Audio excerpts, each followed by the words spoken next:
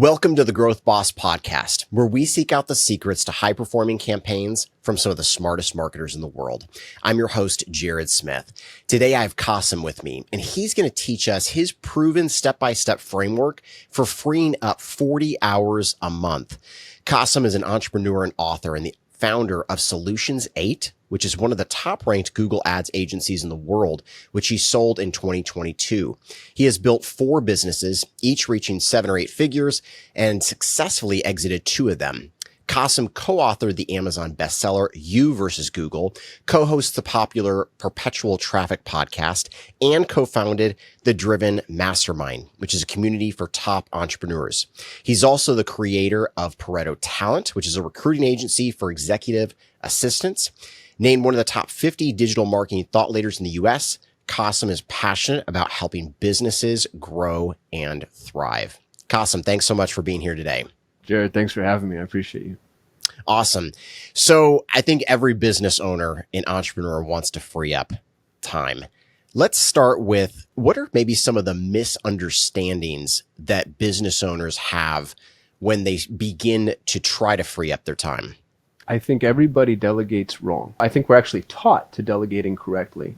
There's the assumption that participation in work somehow improves its output. And especially when you're a business owner, man, this is your baby. It's everything you've got. And sometimes literally, like all my eggs are in this basket. And if you've started from the ground up, like most of us have, when you start to bring in help, it's not just tempting, it's actually a prerequisite to be, you're a helicopter parent to this little baby that is your business. Yeah. And that's okay. That's okay. So should you be, actually, in the very, very, very beginning.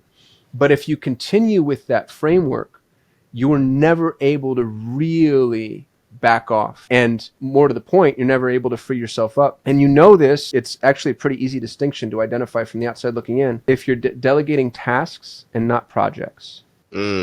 So if you delegate tasks and not projects, and that's 90% of all entrepreneurs that I know, we're not really delegating. What you're doing is you're doing work through other people. And it causes a myriad of issues. I think one of the biggest issues that people don't really think about is it nullifies the value of the person being delegated to. And what we need to do as entrepreneurs is think through that lens. 90% of people are not entrepreneurial by nature. There's a really good book by Douglas Brackman called Driven. It's what we named our mastermind after, actually. And he talks about how there's an epigenetic phenomenon. It's a broken gene, really, that makes an entrepreneur an entrepreneur. 10% of people are what he would refer to as like the hunter brain. And we're only happy if we're in pursuit of a goal. 90% of people are the farmer brain, and they're happy achieving goals. So we're the broken ones. We're like, we're the screw loose people. But what we have to do is understand how to interface with the people that aren't entrepreneurs. And it's not bad. Like, I think in a lot of circles, we sort of look at them as though they're less, incapable. And I don't think that's true at all. I think some of the most capable people I've ever known in my entire life, people that I've employed, when you take somebody and you look over their shoulder as they're working and you say, oh, the square should be a circle, red should be blue, make it bigger, make it smaller, make it hotter, make it colder. The natural response from 99% of humanity is take your hands off the wheel. Right? Like I'm no longer thinking through this process. Somebody shared with me a really good mantra: authorship creates ownership, which I love. And if you want to get the most out of your people, allow them to author things. And that means sometimes you're not going to like what they produce. Who cares? Dude, who cares? You know what I mean? Like, I own a business right now. I don't like the logo. I don't like the URL. I don't like anything. And the gentleman who built those things is better and smarter than I am along that level of analysis. So I'm wrong. And yet it's, soon to be 6-figure net income business to me and my 2 partners. Yeah. Because I've been able to push it out and take my hands off. And so the authorship creates ownership. When you really give employees the opportunity to own something, that means delegating projects, not tasks. And I have a framework I call the black box of delegation. And I think if the listener takes nothing away but this, here's how you delegate. Delegation needs to be a black box. On the outside of the box, the input is, here are all the resources available to you. Here's the amount of money that I'm willing to spend. Here are the brand guidelines I want you to stick to. Here's the software applications. Here are the other stakeholders, which might be contractors or employees or friends and family or whoever is going to help you. Here are the resources. Here's my desired end result. This is where, when I come back in the morning or in a month or whatever it is. This is what I'd like to see. What happens in the box, none of your freaking business. Stay out of the box. Stay out of the box. All you're doing is you're tweaking the desired end result. Now, if you're not good at this, what's cool is the box can be as big or as small as you want. So I like to use a book as an example because it's something we can all wrap our heads around. We've all either written a book or read a book. You might not be ready to delegate the entire book, which I did, by the way. My name is on You versus Google, right? I'm #1 Amazon bestseller. I beat Alex Hormozy. I didn't write a word of that book except the introduction. Sure. My director of marketing, Patience Hurlbord-Lutton, wrote that book, and I just slapped my name on it at the end because I'm arrogant. If you're not ready to delegate the whole book, well, then you can delegate the research for the book, or you can delegate just the outline. Yep. Right? You can delegate the competitive analysis. Delegate a project in its entirety, and then that's a small box. Let's say I delegate the competitive analysis. I want you to go look at all of the books on Google Ads that are available and accessible in the last 5 years, and come back to me and just share with me the direction you think we should take, what the table of contents should look like, what some of the mistakes. Like, that's not a task. That's a project. It takes a thoughtful, intelligent human being to do that. And as you interface with your employees this way, the boxes can get bigger, and they can get bigger, and they can get bigger. My favorite example of all time, I made $250,000 in 3 minutes with the black box of delegation. I just made my exit. So the worst thing you can do for poor people is give us money, Jared, because we all pretend to be investors. So I just made my exit. Somebody hands me a great big bag of money. I have no idea what to do with it. And so I went and I joined Justin Donald's investment mastermind, which was the right call because I needed to be educated. And I'm in his mastermind, and I find out that all of these high-end investors wanted to buy self-storage units at the time. That was the top asset class. Across all asset classes, they wanted self-storage units. So I sent my EA at the time, he's now a business partner, I sent my EA a voice message. And I said, hey, I want to buy self-storage units. I want you to build an ad campaign offering to buy storage units fast for cash, create the website, the funnel, the intake, the pipeline, and everything that we'd need to nurture that type of lead. There was more context. It took me about 3 minutes to offer all of this context. He does all this in a weekend. We start running ads. Me and my business partner, I have a business partner in the self-storage buy company. It's called Kevin Buys for anybody that wants to sell their self-storage facility. We bought a facility for $490,000 that would retail for $750,000. So there's $250,000 with 3 minutes worth of delegation. Yeah. Now I know there's a little bit more than that too, right? I was in the right place, right time. But you as an entrepreneur, you should be able to. That's my litmus test. I want to pull up my phone and be able to say, hey, I need to do this. I didn't ask about the brand colors. Yep. You know what I mean? Like, that's not my business. Yep. I'm the entrepreneur. I want to be able to work through people that are effectual. And very often when people aren't effectual, it's because of the way we've treated them. So authorship creates ownership. The black box of delegation, delegate projects, not tasks. How did I do? Is that helpful? Is there more? Yeah, very helpful. And I think it's a great starting point just to get the average business owner kind of on the right track. Again, I want to kind of go back to this tasks versus projects. And I also even maybe want to take one step further into roles, responsibilities. How do you, normally I would look at it like, hey, you're owning these roles, these responsibilities. There's a bunch of projects that probably fit under that. Is that how you look at it as well? Or is it like, no, it's really more project driven?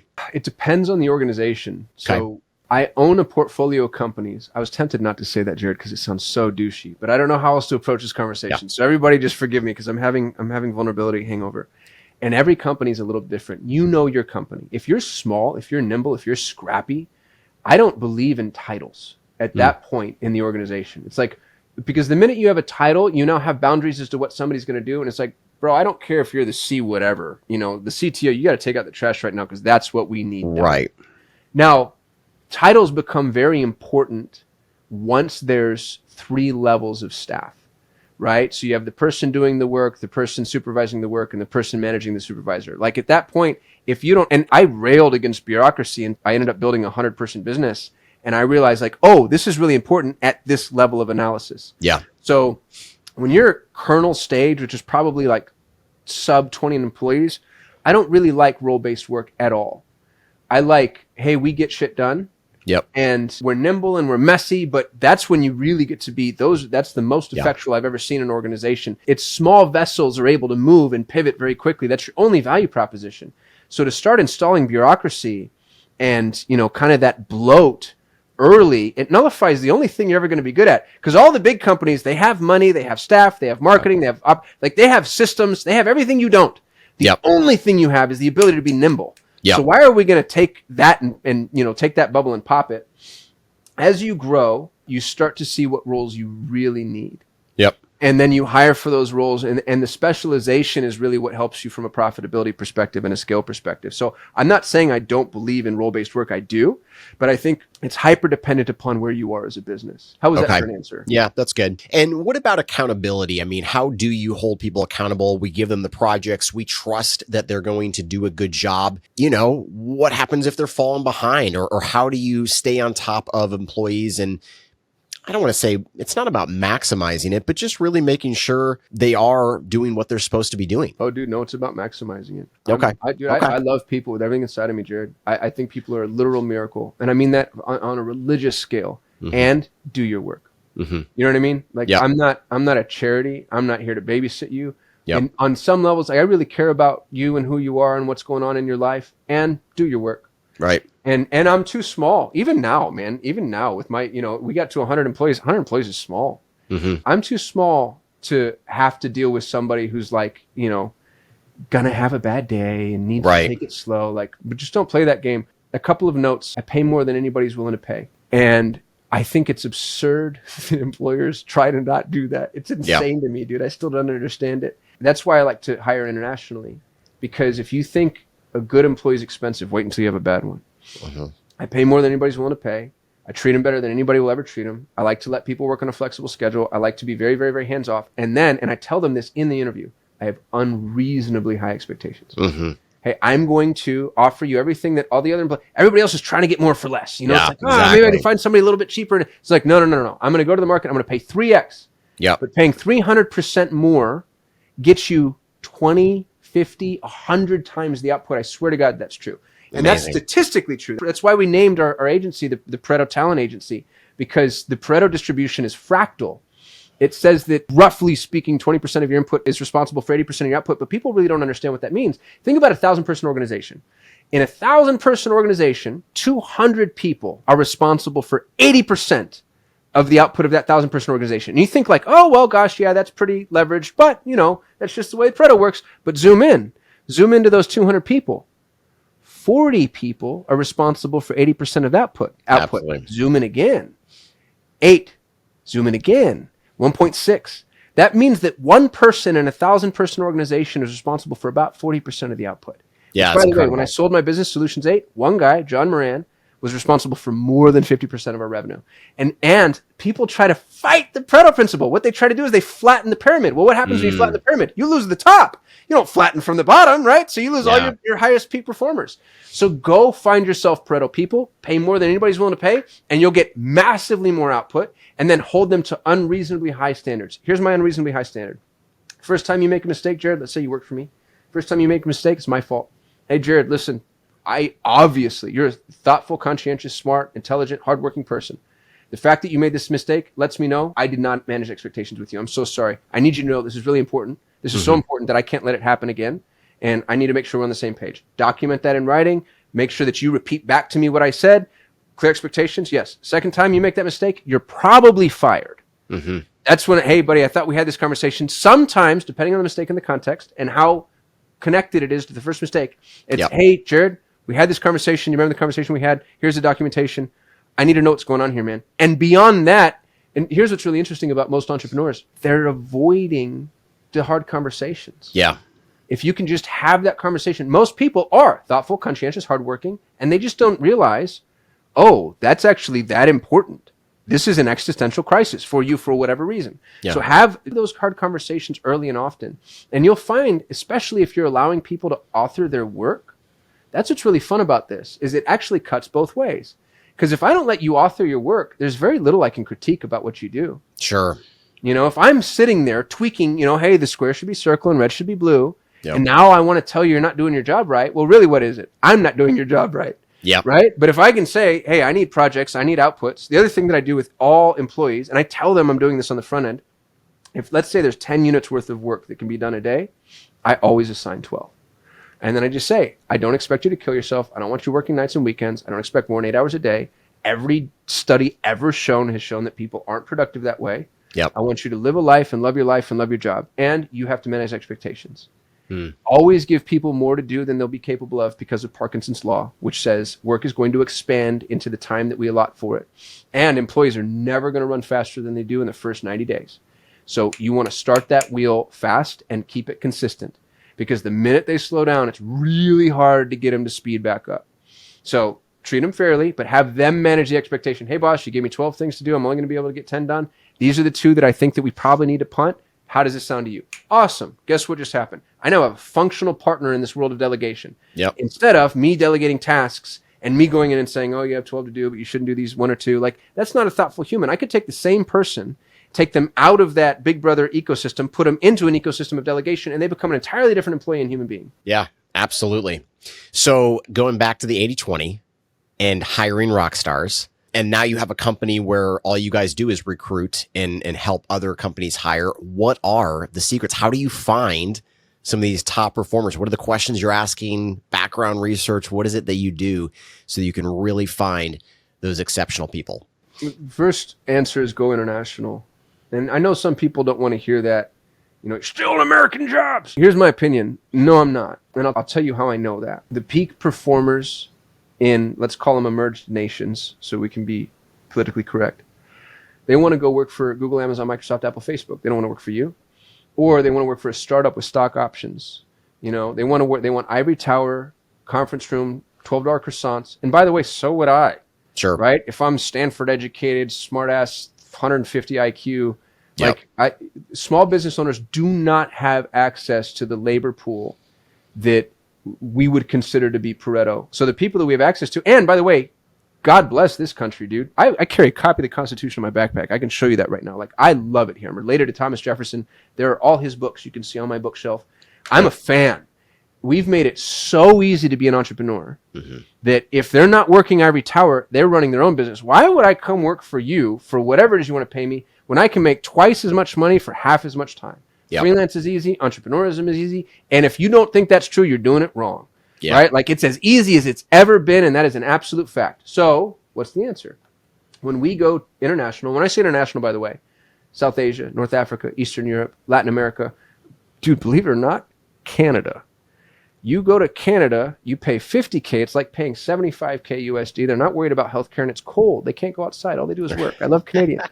When you go international, you become the belle of the ball. So if you go to Colombia right now, or India, or the Philippines, them working for a U.S. company getting paid in U.S. dollars is like me getting hired at Google or Apple. It's the dream. It's like, oh my goodness, are you kidding me? Yeah. You go international, you become aspirational. You can pay more than they can make domestically. The average Google Ads specialist in India was being paid 500 USD by Google, by the way. So Google has 3 offices in India. When I owned my Google Ads agency, I would just go poach Google's people. Sure. Because their ceiling was $500. And there were so many of them that there was no ascension opportunity. I'd go steal the best people. And one gentleman, whose name I won't use to protect his privacy, but it's my favorite story in the whole wide world. I think the young man was 24 years old when I sold my agency. He was making $4,500. When I hired him, he was making $500 at Google. I 9x'd his income. 9x. Wow. He bought his parents the first home they've ever owned. He got himself married, which in India is a big, big deal and a very expensive endeavor. Bought himself a motorcycle, and he was amazing. Here's the thing. He managed my single biggest client. He managed my single biggest client, who was paying me $52,000 a month. Yep. They're a publicly traded supplement company. So I'm paying 9x what he'd make domestically, but I'm also paying a fraction of what these guys are paying me for this literal genius of a human being to come work for me. So if you want to hire Pareto talent, pay more than anybody's willing to pay. And what's frustrating about it for you, the employer, and I've kind of cracked this code. I think I have the best hiring system in the whole wide world. I wrote a book on it, Jared. Your readers can have it for free. I'll send you a link when it's ready to publish. It's called Hire. When you're willing to pay this much, you get an onslaught of applications. So the key is fly traps. And here's what I'll give you a couple of them. Yeah. Because they're fun. So the first thing I do is the subject line, when somebody applies this, it has to read, I actually read the instructions. If it doesn't, they're automatically filtered out. And that's done by AI. Then I include a myriad of very specific instructions. So I'll say things like, you send me a link, not an attachment, to your resume in a PDF format with this naming convention. I don't care about PDF or Word documents or links or attachments. I want to know that you can actually follow instructions. Exactly. The other thing that I'll do, and this gets really fun, is I don't do interviews. I think interviews and resumes are stupid. What do they tell you about anybody if you haven't worked with them? Instead, let's say that you applied and you followed all the instructions. And I have a myriad of instructions in the job description. There's usually 5 or 6. And, they're kind of hoopy, right? You got to jump through some hoops. And what you send is compliant. I'll come back and I'll say, hey, I've been hiring for 20 years. I've hired almost 1,000 people. I can tell you nothing will tell me anything about you until we've worked together. I'd like to pay you in advance to perform a small trial project. I'll pay you $20 for 2 hours worth of work. It's not going to make anybody rich, but in most international markets, it's more than enough. Sure. You come back and say, great. I say, what's your PayPal address? I pay you the $20 and then I don't follow up. And I usually do this with 10 to 20 people. So now I've spent $200 to $400 to figure out who actually has some freaking integrity. Because if you're willing to ghost me for $20, for real. You know what I mean? Like, now I don't want you working for me. I've actually had people follow up a month later saying, hey, I just realized you paid me $20 and never asked me to do work. And I'm like, yeah, I'm glad I didn't hire you. Yeah. Like, what kind of cattle prod am I going to need to make you do work? Then when we do the trial project, I'll do things like, I'll say, oh, you have to log into this drive in order to get the assets for the trial. The trial project should always relate to the job that you're hiring them for, right? So a Google Ads specialist gets a trial in Google Ads. Graphic designer gets graphic design. Content creator gets content. But I always like to have them log into something. And I'll send them the wrong username and password. And then I'll say, hey, here's the scope of work. How long do you think this is going to take you? Never, I want this when, right? We're trying to hire people that can be delegated to. Sure. So if it's Monday and you tell me Friday, and then Thursday night, I get a frantic email. The password doesn't work. Now I know you procrastinate. Yeah. So once somebody's gotten through this entire process and I have a trial project, I know they can follow directions. I know that I like the way that they communicate and format. I know that I like their output. Now it's just hire the person you like the best. Yeah. And the interview becomes almost a formality. It's especially if I'm in an entity that is in a growth stage. If I'm only hiring one person for a role, I'll hire 2 or 3 if I know I can fulfill on that work on a long enough timeline, because now you have a team that's training together. It creates camaraderie and a little bit of competition. Like, that's the way you find peak performers in ParetoTalent. When you onboard them, give them more to do than they can do in a day. Get them running fast and delegate. Do not dictate. Delegate, don't dictate. Hey, I need this project done. And people will blow you away, dude. They'll blow you away at what they're capable of. I had a young lady who worked for me from the Philippines. Her name's Julianne. She ended up being my director of automations. I made it a game to see how much I could just send her. I'd be like, hey, I want to start using Airtable as a relational database to manage all of our clients. Can you do me a favor? Go crack the code, figure out how it works, bring everybody in and automate the billing with a QuickBooks integration. And I'd like reminders to the client managers that needs to update the ad account spend, because we were charging a percentage of ad spend at the time, so that it updates the invoice amounts. Nice. It was amazing, dude. She did it. She built the whole thing from the ground up. My whole agency was automated inside of Airtable. Billing was one of the hardest things for us because we grew so fast. I had 200 clients. Yeah. Most ad agencies don't get to 30. Right. So it's like, well, when somebody changes their budget, that became a really, really, really big problem. Yep. How do we bill a percentage of ad spend? Well, here comes Julianne from the Philippines that I'm paying a fraction of what a receptionist in the States would cost, and she cracks the whole code from start to finish and automates the whole damn thing. Yeah. When I sold my business, the acquiring entity, who was private equity backed, it was the thing they were most impressed by was our Airtable. And I'm like, yeah, that was the one question I kept getting is, where do you find these people? This is insane. And dude, they're everywhere. That's the thing, Jared. Like, to think that there aren't smart, brilliant, conscientious people all over the world, you know what I mean? Like, it gets a little like, come on. Yeah. But they don't have the opportunities we have. And there's Julianne's and there's Yvonne's and there's these people. Angelia, I had this also from the Philippines. She lives in Australia now. She ended up getting married. She was my onboarding manager. I've never encountered a person that cared more. Ever. You can't pay people to care. She really cared about my clients. And talk about a perfect place for the onboarding manager. First point of contact. You hire Solutions 8. You've heard about us. We're super famous. #1 ranked Google Ads agency in the whole wide world, right? Doesn't matter if your first engagement with my employees isn't positive. And these folks are just like, she adopted that business like it was her own. And that's the way to do that. You find ParetoTalent by treating them well, paying them more, and then get out of their way. Most business owners, and this is the other thing that I think is interesting, and hopefully nobody feels attacked by this. I actually think, I only discovered this as I was writing my book, because I was just reflecting on, dude, what is wrong with people? Like, why am I so good at this and everybody else is so bad? And I realized I'm not as good as anybody at anything. Like, I'm successful as an entrepreneur because I realized I've never run a Google Ads campaign in my life. I built the biggest Google Ads agency in the world. I realized early, I'm never going to be as good as John Moran. Let me go hire him. So business owners, and this is the thing that I hope nobody feels attacked by, I actually think they're afraid of competence. I think let's say I ran a Google Ads agency and I'm a really good Google Ads manager. I kind of don't want anybody in my agency, subconsciously.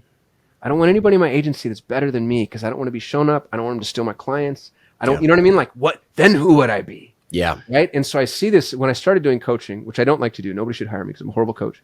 But I tried to do coaching after I made my exit. I'm like, who do I want to be when I grow up? So I started doing coaching, and it was nonstop. The smartest, most effectual person in the organization was the business owner. That's a shit organization, that man. Is, like, yeah. I want to be the dumbest. My favorite answer to any question is, I do not know. Yeah. I don't know. Don't put me on the org chart. Don't ask me questions because I don't know. I'm great at starting businesses. Yeah, I'm good at siring, but I'm not good at fathering. You know what I mean? Like, I want somebody else to take this over and play step parent.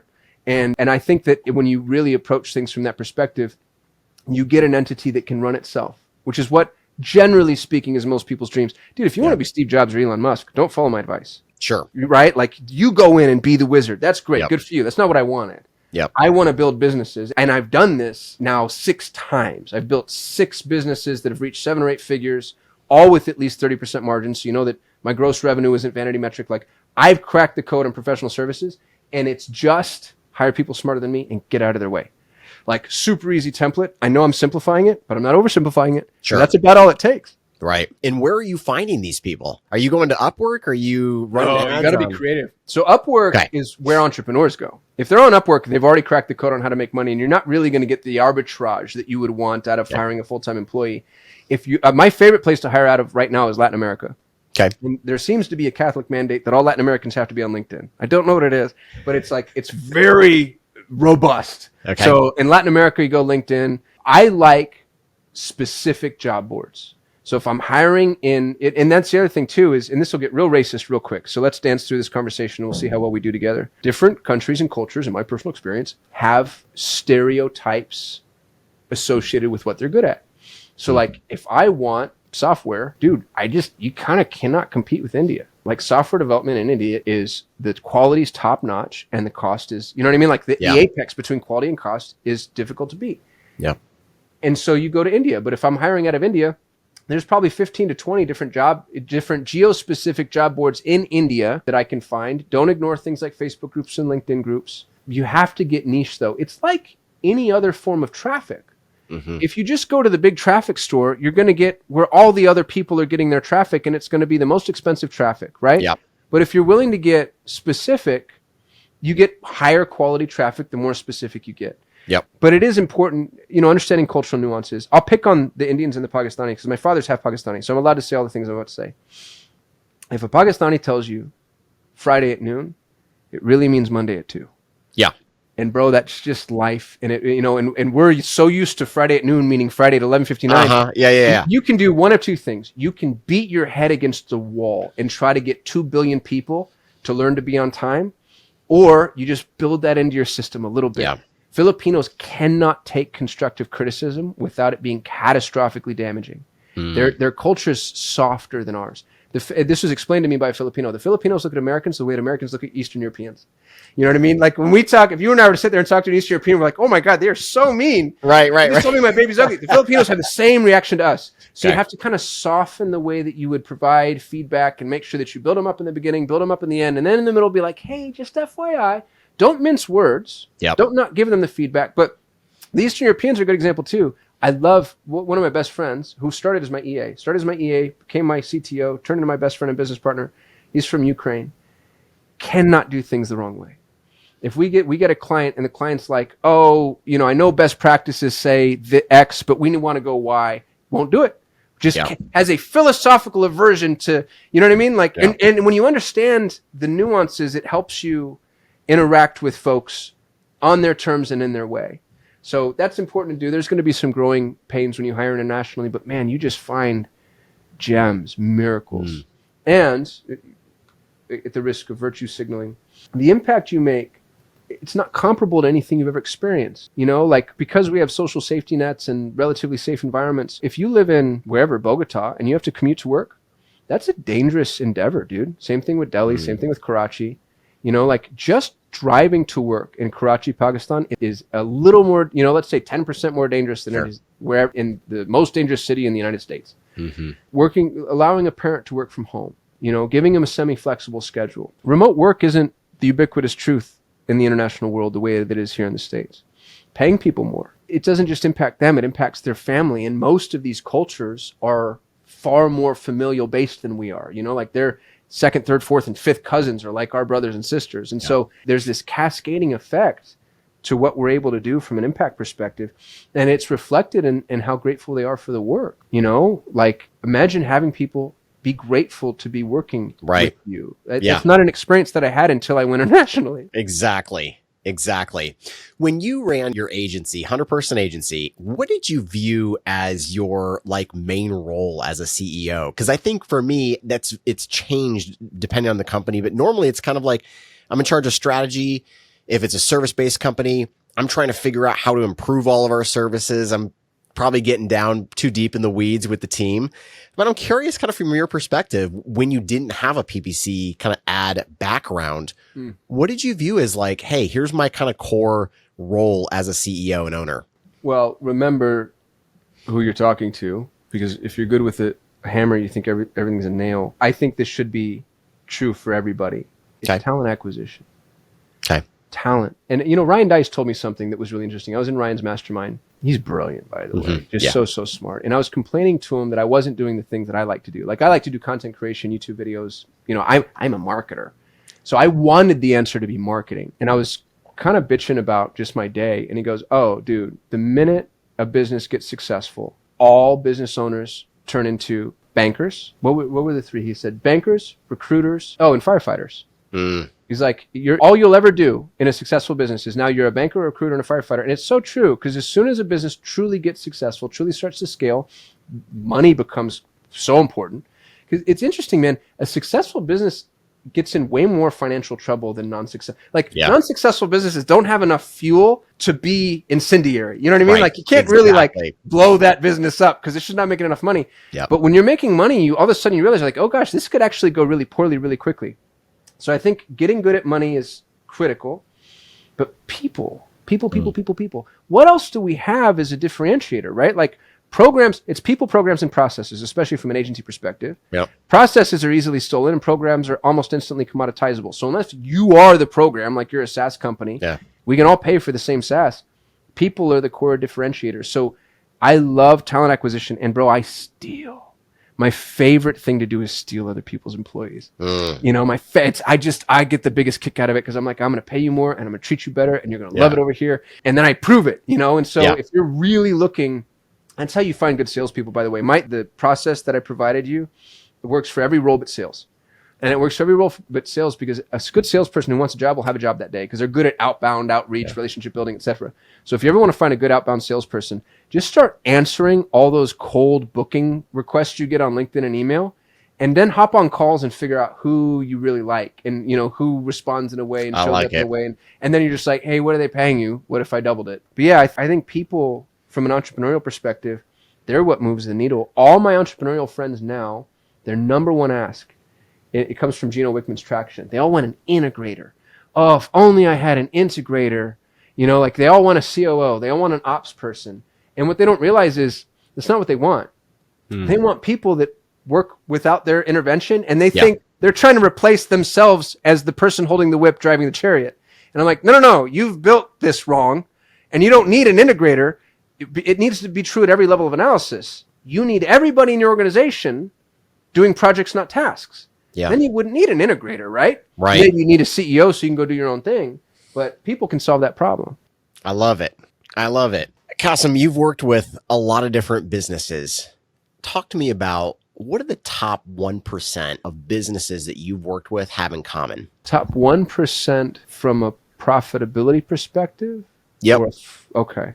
You know, this is interesting. I love that question so much. They're all good at what they do. And I know it sounds like such a benign, almost obvious statement, but the thing that frustrates me a little about so many businesses is their output's not quality.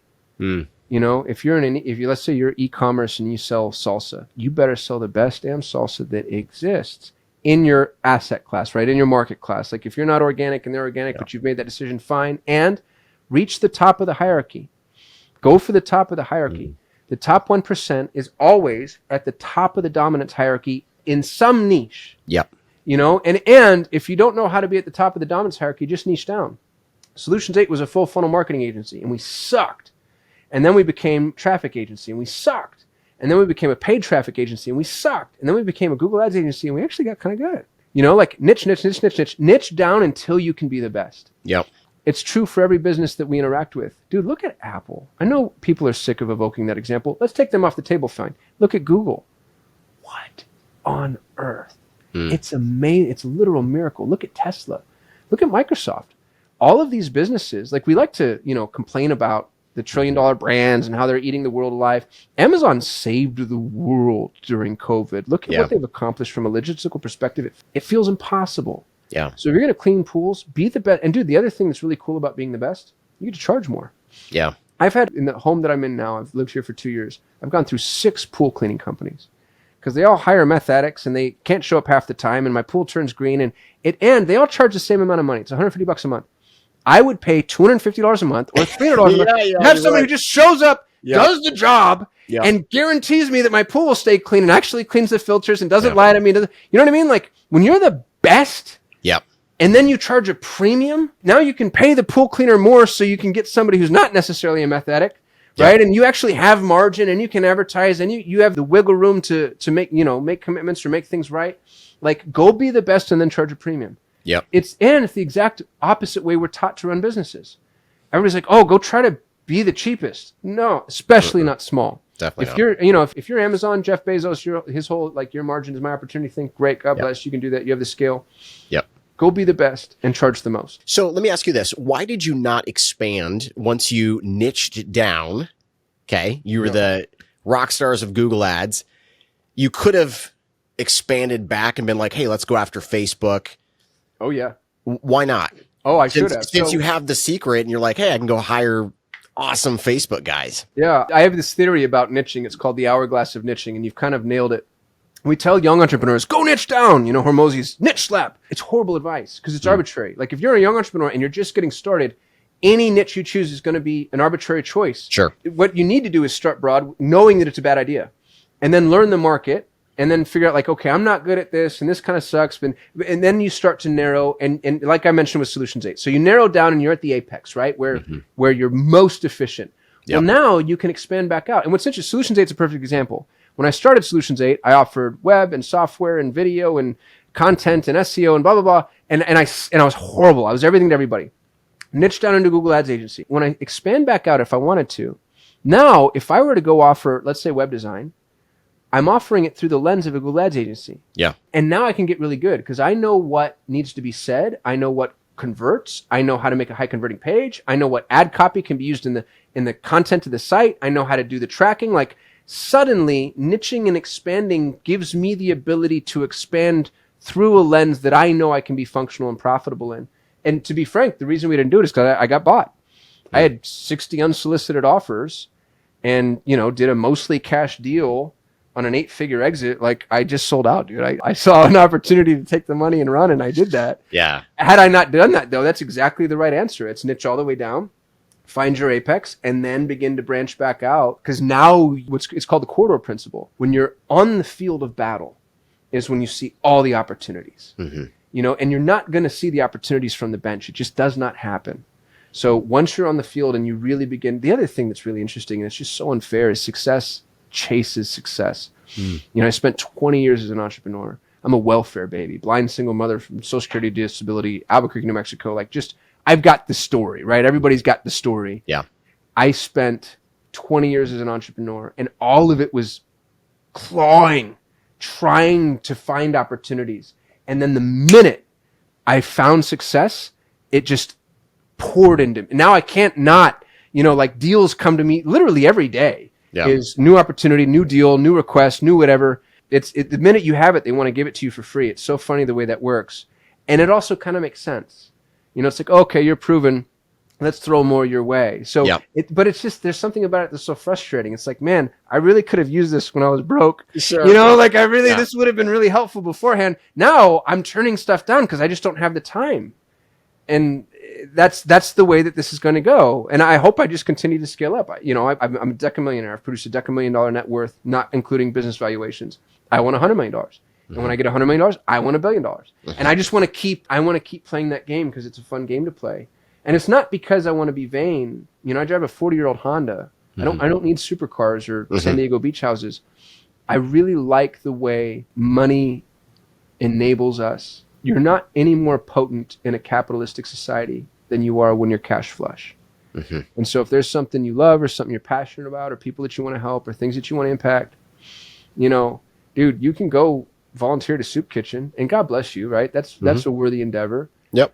But I don't know what it is. If you make $100 an hour, I think you do way more service to humanity working your ass off, right? Because when you're volunteering at a soup kitchen, you're not providing $100 an hour worth of service. Right. It's a $15 an hour job. Right. So if you really want to make an impact, go make a ton of money. Look at what Bill Gates has done, dude. Bill Gates has single-handedly stopped malaria or something. Right. You know what I mean? Like, just and then he went and screwed up the education system. So like but that's almost his right in a weird, horrible way. That's what we've decided in this, you know, the way that we built our culture and our society. So man, I actually think it's a worthy endeavor. I don't like that we shame the pursuit. You know, people feel like they need to apologize for pursuing money. And I'm like, no, that's the system that we've built. Yeah. That's what it is. That's how we keep score. And as long as you're doing so within the confines of your value system, meaning you're being ethical, man, let's go get as much of it as we possibly can. And then how you use it, I actually think is up to some debate, right? There's some scrutiny there. Yeah, that was a little soapboxy, man. I'm sorry to end that way. No, it's good. You know, I want to take this in a little bit of a different route for my last question. I'm ready. I don't normally ask this, but you're clearly a philosopher, very common sense, grounded thinker. I'm curious how you plan out your year. How do you end your year? And then looking forward to the next year, we're early here or middle of January as we're shooting this, recording this. And I'm curious, how do you plan out your year so that you feel like you're maximizing it? Dude, I love that question. I'm obsessed with habit formation. I actually own habiting.com. I'm building my own habit app right now. I don't believe in annual plans. I think they're flawed models. Your output is going to be dictated by how you spend your days, not your years. I don't mind check-ins. So like what I like to do is I like to know what's happening tomorrow needs to be rock solid and it needs to be habituated so that it happens on autopilot and I don't have to worry about it or think about it. What happens this week should be pretty clear. What happens this month is a little gray. What happens this quarter is kind of opaque. And anything after that is a bucket. Because if you're like, oh, 6 months from now, we're going to be at this revenue and I'm going to have this many employees and this many clients. No, you're not. No, you're not. And there's no way that ever happens. And no, I've never sat in one of those stupid ass level 10 traction meetings where we've set goals on month 6 and we actually got, you know what I mean? Like, I understand why goal setting is important. Yeah. And I believe in long-term goals. I just told you, I want $100 million. Right. I want $100 million net to me after taxes. And I think it's okay to say in 5 years, I'd like to be here. That's a goal, not a plan. Right. Right. So I like goals. And then when it comes to plans, I don't plan more than, logistically, sometimes you need to plan a quarter out because it's like, the event doesn't take place until March. And so I'm planning for Q1. But man, as far as what we're executing on, how you spend your days is how you spend your life. And if you can't plan it into your day, it's not going to get done. So people, and I talk to folks on a semi-regular basis about this because I love habits so much. And we'll talk about like, well, what are your goals? And it's like, I want to write a book. Great. When do you write daily? I don't. So you mean you will never write that book ever, period. Exactly. I really love Gary Keller's The One Thing. It's so funny because, I built so many businesses and it's counterintuitive. I built them all one at a time. Yeah. You know what I mean? And now I have a staff. I actually have a small, what I'm going to term as an incubator. It's a group of people that help me roll up some of these organizations, but I still focus on one at a time. So I don't know if that answers your question well enough, but that's more or less how I structure things. It's like, man, know where you want to go. That's the goal. Know what I'm going to do tomorrow. And then it's like playing soccer. You kick the ball and you chase the ball. Yeah. But you don't get to dictate when you score, what the competitors do, you know what I mean? What the referee does, like what your teammates do. That's all. We have to be really nimble. And I think people forget that. Love it. Kasim, thanks so much for being here. Dude, thanks for having me. I really appreciate you. Yeah. This is awesome. And for your listeners, I hope this was helpful. If I can leave them with one note, go international. Go hire somebody from a country that's not your own and then just see the impact that they can make in your business. It's unreal. Yeah. Awesome. And for people who want to follow you, what's the best way for them to do that? I just started deep on YouTube. So go search for me on YouTube. You can go to kasim.me, Kasim.me, and all my hot links are there. I'm trying to shoot a YouTube video every single day. I am this didactic the entire time. I'm so sorry. I'm trying to fix it, but would love, some follows and subscribes. Love it. Thanks so much again. Appreciate you, buddy.